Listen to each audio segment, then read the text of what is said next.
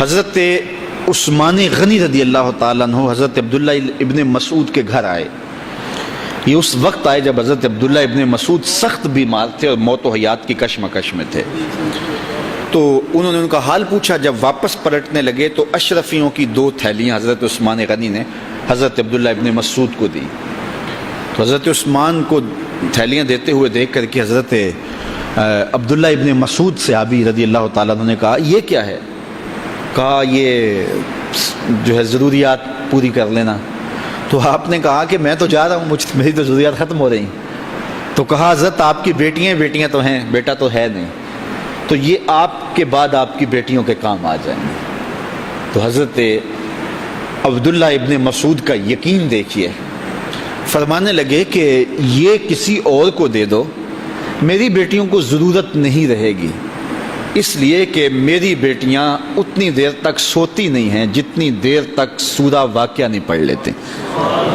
اور میرے رسول نے وعدہ کیا ہے, اور یہ بات میں نے اپنے کانوں سے سنی ہے, کہ سورہ واقعہ جو ہے وہ فقر کو دور کرتی ہے, اور میری بیٹیاں سورہ واقعہ کی عامل ہیں.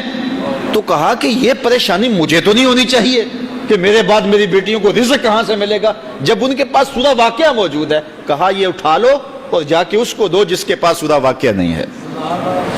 تو روز سورہ واقعہ پڑھو, روز سورہ واقعہ پڑھو, تو دیکھنا رزق کے دروازے کیسے کھلتے ہیں.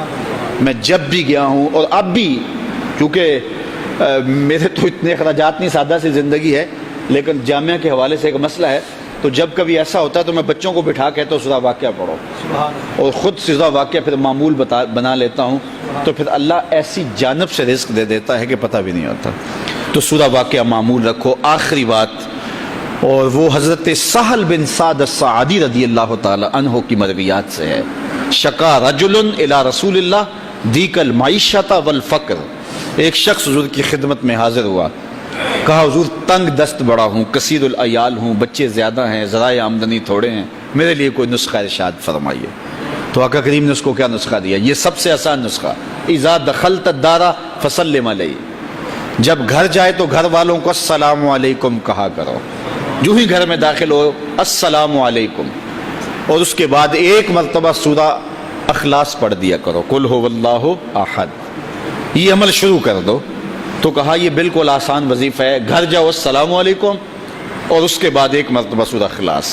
اس عمل کو نہ چھوڑنا, بلکہ فرمایا کبھی ایسا ہو تو گھر جائے تو گھر میں کوئی بھی موجود نہ ہو, تو کہا عمل کو پھر بھی نہیں چھوڑنا. فسلم علیہ, کہا تو مجھے سلام کہہ دینا. وہ اپنے نام لیواؤں کو تنہا چھوڑتے کب ہیں, جہاں ہم دم نہ ہو کوئی وہاں سرکار ہوتے. کہا کہ جب کوئی نہ ہو گھر میں تو کہا عمل نہیں چھوڑنا, پھر مجھے سلام کہنا, اور پھر ایک مرتبہ سورہ اخلاص پڑھ دینا. وہ صحابی کہتے ہیں میں نے عمل شروع کر دیا, گھر جاتا السلام علیکم, گھر والے بھی خوش, اور اس کے بعد سورہ اخلاص بیٹھنے سے پہلے پڑھ لیتا. اور اگر گھر میں کوئی نہ ہوتا پھر تو مجھے چاہ چڑھ جاتے, پھر میں یا نبی سلام علیکہ پڑھتا, پھر حضور کی بارگاہ میں سلام پیش کرتا. اور ملا قاری نے اس پہ گفتگو کی ہے مرقات شرح مشکات کے اندر, کہ آخر حضور کو سلام کیوں کہنا ہے. انہوں نے جو لفظ کہے ہیں لفظ سنیے, وہ کہتے ہیں لِأَنَّا رُوحَهُ عَلَيْهِ السلام موجود فی بیوت المسلمین. اس لیے کہ آقا کی روح مومنوں کے گھروں کے اندر فیض بانٹ رہی ہوتی. تو کہا پھر مجھے سلام کہہ دینا. وہ کہتے ہیں میں جاتا اور حضور کو سلام کہہ دیتا, اور اس کے بعد سورہ فاتحہ سورہ اخلاص پڑھ دیتا. پھر ہوا کیا, اللہ اکبر. ہمارے استاد کہتے تھے اگر کسی کے اندر حسد ہوگا تو وہ یہ عمل نہیں کر سکتا, حسد نہیں ہے تو وہ عمل شروع آج ہی کر دے. وہ کہتے ہیں حتی افاد اللہ جیرانہ, اس عمل کی برکت سے میں نے تو امیر ہونا ہی ہونا تھا, میرے ہمسائے بھی امیر ہو گئے.